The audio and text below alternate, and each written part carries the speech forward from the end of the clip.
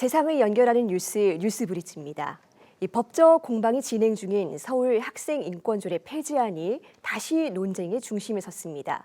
지난해 의결됐던 폐지안이 대법원의 집행정지 결정으로 효력을 멈춘 상황에서 이 서울시 의회가 1년 반 만에 똑같은 안건을 다시 처리했기 때문인데요. 이 반복되는 학생인권조례 논란의 쟁점을 이경수 변호사와 짚어봅니다. 선생님 어서 오세요. 네, 이게 잊을만 하면 또 논란이 되고 있는데 먼저 이 학생인권조례에 어떤 의미가 있는지부터 짚어볼까요? 예. 사실 헌법이나 교육기본법에도 학생 인권에 대한 규정은 다 있습니다. 최고법인 헌법은 제10조에서 국민이 행복 추구권을, 또 11조에서 평등권, 12조의 신체의 자유를 보장한다고 정하고 있고, 학생 역시 국민이기 때문에 당연히 두발이나 복장에 대한 자유로운 선택할 권리, 선택의 권리, 평등을 요구할 권리, 또 체벌받지 않을 권리를 가집니다. 또 교육기본법의 12조에도 학생의 기본적 인권은 학교 교육 과정에서 존중되고 보호된다, 그렇게 이제 정해져 있거든요. 문제는 이런 규정들이 좀 추상적이라는 건데요.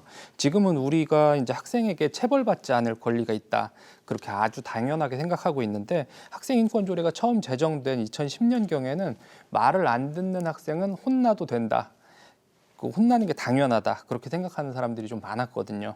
학생 인권조례에 학생이 체벌받지 않을 권리가 규정이 되면서 학생들이 체벌받지 않을 권리가 있다, 그게 이제 당연한 권리다, 그렇게 인식하게 됐으니까 학생 인권조례가 있어서 학생 인권이 나침반 역할을 하고 있다, 그렇게 볼 수 있겠습니다. 네, 사실 조례 만들어질 당시만 해도 이 심각한 체벌이 많이 사회 문제가 되곤 했었습니다. 예. 네, 저도 기억이 나는데요.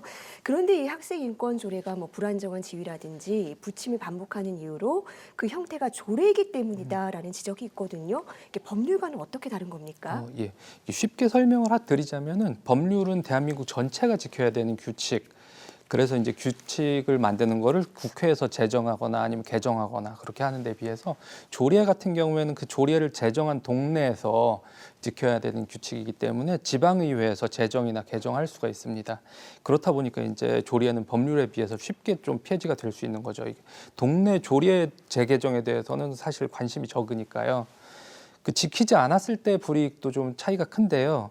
우리 헌법은 이제 죄형 법정주의라 해서 처벌 규정은 반드시 법률로 만들도록 정하고 있습니다.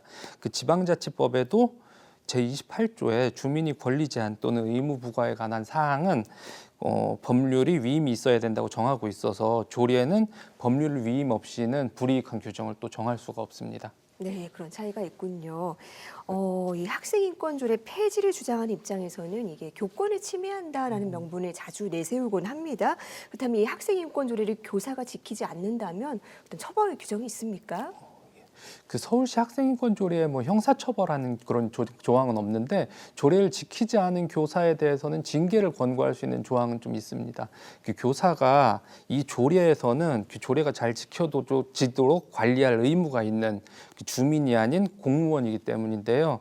그렇다 보니까 학생인권조례를 학생이 지키지 않은 경우라면 제재하기 좀 어렵지만은, 교사의 경우에 징계로 인한 신분상 불이익을 좀 받을 수가 있습니다. 네, 그렇군요. 이 서울시 의회도 이 조례안 폐지 다시 강행할 때 명분이 무너진 교권을 다시 세우겠다라는 건데, 그렇다면 이 학생인권조례가 폐지된다면 교권이 강화될 수 있는 겁니까? 형법 같은 경우에 이제 범죄자를 처벌하는 법이긴 하지만은, 역설적으로 법에 규정된 것 이외에는 처벌받지 않는다, 그런 한계를 정해주고 있는데요. 학생인권 조례에도 사실 마찬가지인 측면이 좀 있습니다. 조례가 교사들한테는 제약처럼 느껴질 수도 있지만, 어떻게 보면은 학생이 권리로 기재되지 않은 것들에 대해서는 좀 자신 있게 지도할 수 있게 해주는 그런 가이드라인 역할을 해줄 수가 있거든요. 사실 교사들이 이제 교권이 침해됐다 느끼는 것 중에 제일 큰 게, 아동학대 등의 기준이 좀 모호하다 보니까 교사들이 내가 이런 지도를 해도 될까 하는 불안감에서 이런 교권 추락이 원인이 되고 있는 건데요. 그렇다면 차라리 교권의 범위를 좀 명확하게 정해주는 것이 더 실효적이라고 생각됩니다. 네. 그런데 이 문제가 되는 조항을 개정하는 게 아니라 완전히 폐지를 강행하는 이유는 뭐라고 볼 수 있을까요? 서울시의회가 기존 조례가 이제 책임 없는 권리만 너무 강조해서 학교 현장을 회복할 수 없는 상태로 만들었다, 그렇게 주장을 하고 있는데요. 네. 이번 학생인권 폐지로서, 학생인권 조례 폐지로 단순히 조항 몇 개를 바꾸는 차원의 그런 차원을 넘어서 학생의 권리를 주장하는 학생의 권리만 주장하는 시대는 끝났다. 그런 이제 상징적인 메시지를 던진 건데요. 다만 이 개정으로도 충분히 해결할 수 있는 것을 폐지하는 것에는 좀 이렇게 특정 정당들이 그 교육 문제를 자기들이 정치적 선명성을 홍보하기 위한 수단으로 사용하고 있다. 그렇게 볼 여지가 좀 커 보입니다. 네, 지나친 정쟁으로 흐르는 게 아니냐라는 우려가 있는 것도 사실입니다. 학생 인권 조례가 폐지되면 또 학생 인권에 사각지대가 생길 수 있다 이런 우려도 나오는데 구체적으로 어떤 게 가장 큰 문제라고 보십니까? 기존 조례에 이제 두발이나 복장 규제를 금지하고 강제 야간 학습, 야간 자율학습을 금지하고 또 뭐 임신, 출산이나 성적 지향을 이유로 한 차별 금지 등을 좀 구체적으로 명시하고 있었는데요. 이번 조례 폐지로 인해서 학교장의 재량에 따라서 두발 단속이 다시 부활한다거나 아니면 성소수자 학생들에 대한 세심한 배려가 좀 사라질 우려가 있습니다. 서울시 의회 측에서는 지난해 제정된 학교 구성원의 권리와 책임 조례가 학생인권 조례를 대체할 수 있다 그렇게 주장을 하고 있는데요. 이 대안 조례에는 아쉽게도 이제 학생인권에 대한 추상적인 선언은 있는데 그 구체적인 권리의 내용이 좀 정해져 있지가 않습니다. 그런데 반면에 또 학생이 지켜야 될 의무에 대해서는 또 구체적으로 열거가 돼 있거든요.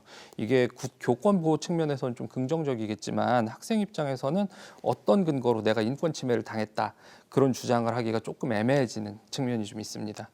교권이나 학생 인권 모두 좀 존중받을 가치가 있는 건데 학생 인권 조례랑 학교 구성원의 권리와 책임 조례의 내용이 충돌하는 경우에 그 신법 우선의 원칙이라고 해서 새로 만들어진 학교 구성원의 권리와 책임 조례 그게 먼저 적용되는 거기 때문에 교권을 그거를 제정하는 것으로 충분히 좀 보호받을 수 있다.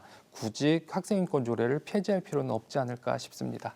네, 이번에 서울시 의회의 어떤 이 폐지안을 다시 추진하는 움직임이 문제가 된 게 지난해 똑같은 걸 다시 했었고 이게 대법원에서 집행정지 신청을 인용하지 않았습니까? 그다음에 이 법적 공방 앞으로 어떻게 전망을 하십니까? 지난번 학생인권 조례 폐지안에 대해서 그 절차적 하자를 이유로 이제 집행정지를 좀 받아주긴 했는데요. 이 법원은 근데 이 의회의 입법 형성의 자유를 좀 존중하는 경향이 있기 때문에 이 폐지안에 절차적 하자가 없으면은 뭐 폐지 결정이 위법하다는 판결이 나오기는 좀 어렵겠죠. 그리고 여기에 더해서 이제 계속해서 이제 서울시 의회가 이 폐지안을 상정하고 있는 그런 점을 볼 때 이 학생인권 조례 폐지를 둘러싼 다툼이 뭐 계속되지 않을까 생각이 좀 됩니다.